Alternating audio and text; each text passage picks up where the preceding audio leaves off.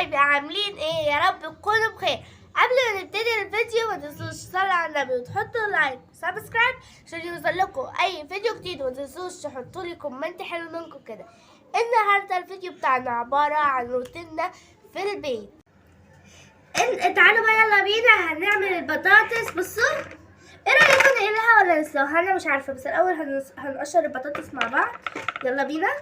بس بقى نقشرها بالمقشره على طول علشان السكينه هتاخد وقت.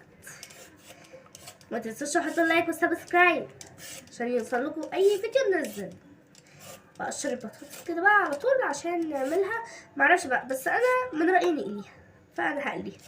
بصوا، انا اقشر بقى البطاطس. بصوا، اول واحده اتقشرت هنقشر التانية وهنرجع لكم بقى.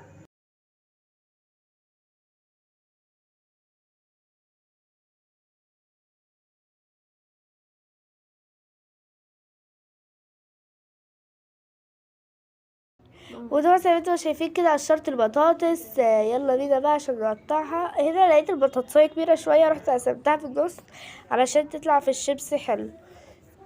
انا بقى هقطع شيبسي وصوابع على زي ما انت تعوزي بقى، شيبسي صوابع اللي انت عايزاه. والمقشرة دي فعلا كانت بتقطع حلوة قوي وسريعة، حرفيا تحفة. متنسيش تحط لايك وسبسكرايب وكومنت حلو منك كده. خلصت بقى ودخلت على الأوضة، لقيتها هتضرب تقلب، فقلت يلا بينا نظبط المخدات ونظبط الحاجات. فلقيت بقى السرير مبهدل، رحت شلت المخدة وقعدت تركبها تاني علشان كانت بايظة خالص. واحمد قاعد ولا هو هنا ولا انه مساعدني مش راضي يقوم.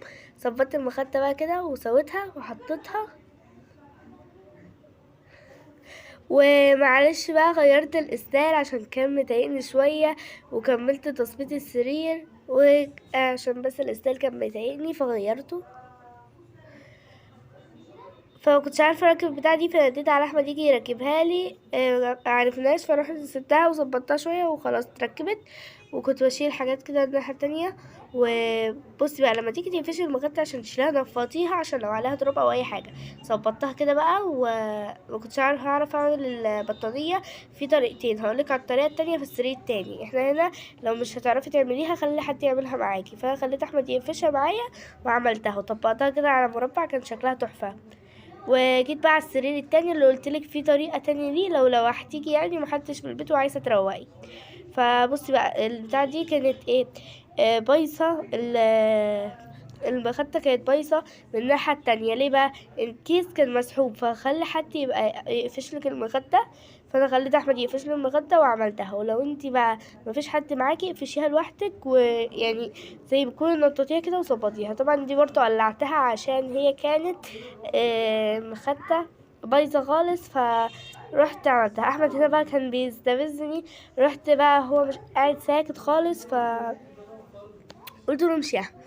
فبقى الخشب كان ما كنتش منفضاه، فنفضته مع السرير. هتقولي لي السرير هيبوظ؟ هقول لك لا مش هيبوظ. شوفي يا بنت، اعملي على طلباتي يا ستي. احمد طبعا هنا بيسلم عليكم، داخل رايح عمال يرقص على السرير، ما هيبوظه. انت كده خدتها، انا عايزه تحطيه حطيه.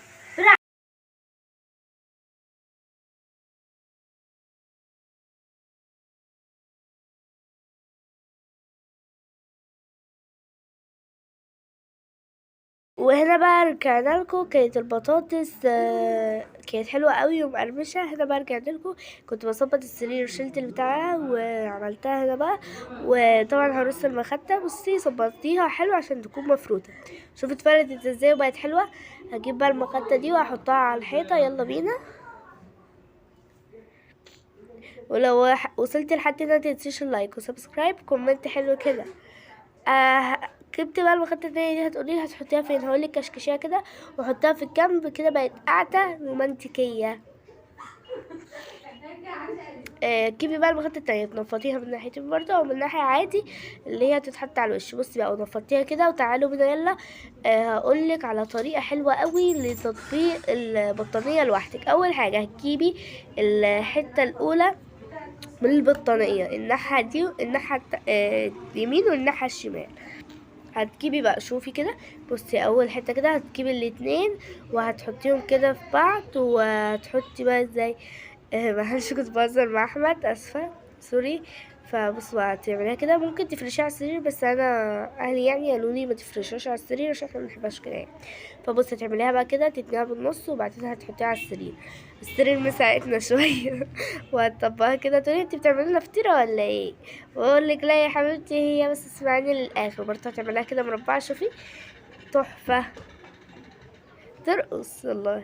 وكده بقى بصوا، نكون خلصنا بنشيل الحاجات بنروق. وطبعا رايحه جايه احمد اقول له يا ابني قوم ساعدني شويه، مش راضي برضه. قلت له طيب. فطبعا بقى شوفوا، شلت الخمار وشلت اللبس، حطيت الحزام على السرير، شلت الاسدال وحطيت اللبس بقى بتاع مدرستك. تعالي بقى يلا عشان نطبق. اول حاجه الاول شلت الماده وقفلت رف، قفلت باب من الشباك وسبت الباب التاني ينور عشان بيبقى برضه ايه حلو. وماما كانت عامله الستاره دي معلقاها مطريه كل حاجه. هنا بقى هتسس لبس المدرسه. هقولك لا، مفيهوش تس يا حبيبتي، ده هتعملي بقى، هتطبقيه. معلش الكاميرا اتزحلقت بس. وهنا هتطبقي البتاع اللي بيه على وشه، وهتطبقيه كده حلو، تقفشيه وتتنيه. ايوه كده بالظبط. وهتتنيه بالنص بقى، ايوه بالنص كده تتنيه وهتعمليه كده، ايوه. التيشيرت بقى كده مرحلة التيشيرت. التيشيرت بقى هتعملي فيه ايه؟ تقلبيه ايوه كده على وشه برضه وهتطبقيه حلو. نسيتني بقى تظبطي الياقة وهتقفلي الزراير. كنت بكلم احمد معلش. شوفوا احمد كل شويه يجي يسلم عليكم. بصوا بقى طبقته. هتعملي كده تيجي دعك، تقفليه كده على طول وترمي دعك. بصوا هقولك على طريقه حلوه هتنفعك قوي. بصي اول حاجه هتتني من النص الاول وتجيبي الكم وتحطيه يعني على النص، وبعدين هتتني على النص برضه وتحطيه على الكم، تصغريها. وبصوا ايه العسل بهزر معاكم. وكده بصوا بقى هتروحي بقى ايه بعد ما تطبقي، ترمي على الشلتة كده عك كده. انتي بوظتي كل اللي عملتيه. تروحي في طرفتك تفتحيها وتحطيه. فاهماني؟ البنطلون باص معلش، فهرجع تاني واعمله. فبصوا بقى حطيته كده، تس لا تس لا بتاع كانت شراطية تعمل الطرفة. بص بقى تاني حاجة، فكنت بروق فشلت المناديل ورميتها. وهنا بقى احمد كل شوية يجي يسلم. وهنا بقى كنت بظبط البطانية، لقيت بقى الشراب، رحت حطيته في بتاعة الغسيل عشان كان وسخ. فرحت بقى يلا عشان نروح نشوف الفطار. الفطار يا جماعة حرفيا كان طعمه تحفة. البطاطس كانت مقرمشة وخطيرة، حتى الطعمية قرمشتها تحفة. الطعمية فعلا كانت حلوة قوي، بطريقة مش عادية. والفول والمش والمخلل والبصل الاخضر بقى مين بيحبه زيي؟ قولولي في الكومنتات. والكرجير. وده كان فطارنا، كان تحفة قوي فعلا. عملنا بقى ايه؟ شاي كده كان صراحة كان طعمه تحفة. وعملنا بقى كوباية نعناع عشان ماما واحمد كانوا تعبانين فشربوه. وبصراحة كان الفطار تحفة. فبقى شوفوا كنت بعمل هنا احمد كنت بهزر معاه. البصلايه يا جماعه قولولي في الكومنتات بجد مين بيحبها زيي. مين بقى بيحب السندوتش مع البصل مع الفول؟ لا قولولي. احمد بقى قام يشرب، فكنت عايزه ميه عشان البصله حراقه قوي يا جدعان فعلا. يلا بينا ننضف.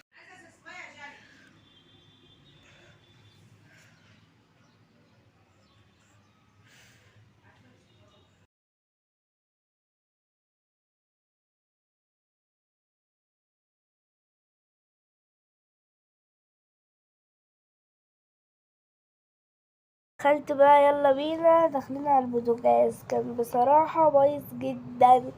فجبت بقى البريل، كان تقيل فنزلته بايدي، كان رخم قوي.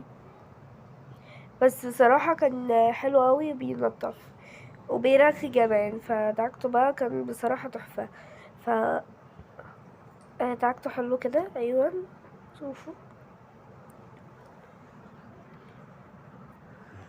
متنسوش اللايك وسبسكرايب وكومنت حلو عشان ينزلكوا اي فيديو جديد. برضو عدت عليه تاني. احمد كان داخل يجيب ميه.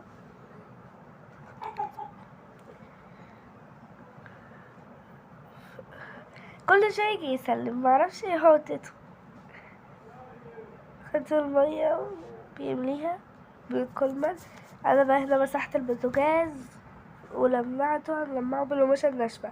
انتي بتمسحيه بتدعكيه، بعدين بتمسحيه بالمبلولة، ومسحت الوش ونضف الوش حلو اوي عشان الزيت بيبقى فيه بقع مترشرشة عليه بالسلكية، بعدين بالبتاع ممكن السلكية الخشنة بالصنفرة، بعدين بالسلكية العادية. ومسحته بقى الوش، وبرضه البوتاجاز مسحته حلو، وبعدين هجيب بقى الناشفة عشان نلمع البوتاجاز. وكده نكون خلصنا المطبخ زي ما انتم قومي يا بنتي شايفين. حطي اللايك يلا، وقومي استجري عليكي خلصنا امتحان المواعين بكره. وعملنا كده بقى ايه، البوتاجاز زي ما خلصنا انتوا شفتوا. البوتاجاز والشوكة. وكده يكون خلص كده كل الفيديو حاجة بتاعنا تمام. قومي النهارده. يلا حطي متنسوش اللايك. تحطوا اللايك وسبسكرايب عشان يوصلكم كل فيديو جديد. هقول لكم مع السلامة.